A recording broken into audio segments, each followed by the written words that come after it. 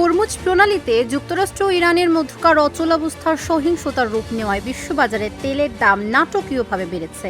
এই সংঘাত তেহরান ও ওয়াশিংটনের মধ্যে সই হওয়া ভঙ্গুর যুদ্ধবিরতি চুক্তির স্থায়িত্ব নিয়ে বড় ধরনের সংশয় তৈরি করেছে।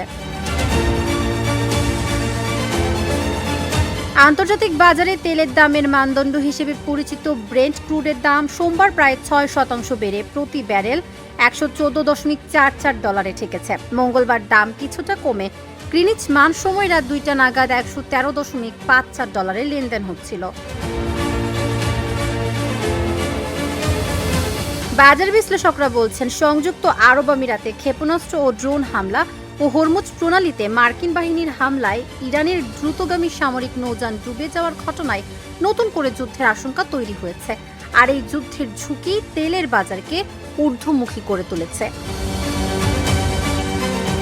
তাবাসসুম সেজুথি, ঢাকা জার্নাল।